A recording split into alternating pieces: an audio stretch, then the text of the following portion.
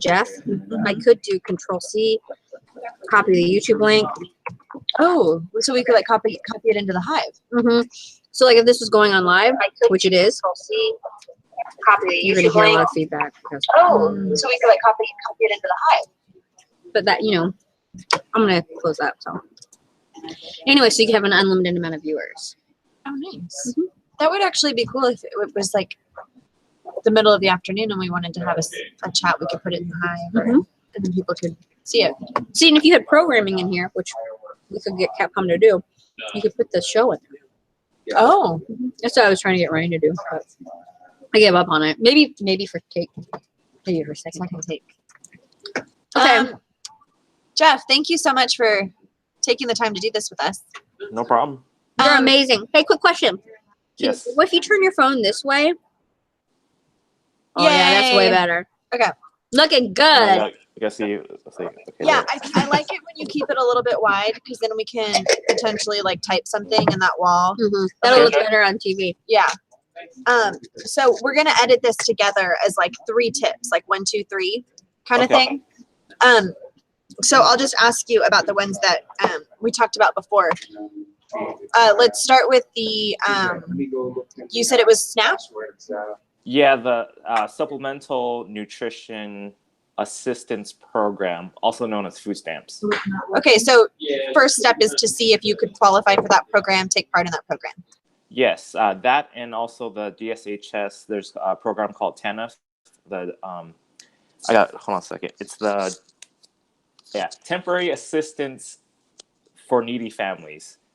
So that's TANF program through DSHS, temporary, supplemental, like money for the families. If you qualify for either of those programs, you automatically qualify for the free lunches through the National School Lunch Program. Okay, and then what was the second thing that you mentioned?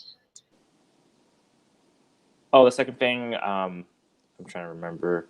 The income, like check the school websites for the income guidelines. Certain school districts and certain school districts or even the federal school lunch program has links to check your national income, or not national income, sorry, your income for your family, depending on the number of people you have in your household and how much your family brings in on an annual basis based on gross income. And I believe those income guidelines limits have gone up or changed effective July 1st of 2018. So they base it off of the number of people in the household, who's all working in the household, and then the gross income that the household brings in. And then if you qualify under that limit, then you should be able to be qualified for a free and reduced lunch program. But for those families that already qualify for food stamps, what they call the SNAP program, or even TANF with DSHS, they automatically qualify. Not only the child, but all school children in the household qualify for free lunches if you're on that program. So it's a quick way, and there's some school districts don't require applications if you're automatically on those programs. Some do, so they do advise to check with the school district to see if there's any applications to fill out. They're trying to make it easy for some families. Okay, and then the third thing that that you brought up is the like big life events, that might contribute to being able to afford lunch. Correct. So people just need to check to see if they're currently having any issues at home, different circumstances that are affecting, their own families from being able to afford lunches at school. Life events could be, just going through marital issues, family emergencies. If someone broke an arm, leg, or some kind of emergency surgery is needed and they're dealing with big medical bills that their insurance did not cover, they have to pay out of their pocket. Could be thousands and thousands of dollars. So those different circumstances that don't get accounted for with the annual income, the national income guidelines. So if families may be cut off by these guidelines, they may show that they make $50 above that limit, but yet they have every need for it. And some school districts, they can discuss with these families to see if they qualify for even reduced lunches. But most of these programs, they do, go by the income guidelines. But definitely do try to talk to the school district, the nutrition services department at each school or school district, and then see, what kind of necessary paperwork or help, because it doesn't hurt to ask. Do you think some families might be surprised that there's actual help out there for them? They should be able to. A lot of families might not be able to communicate well.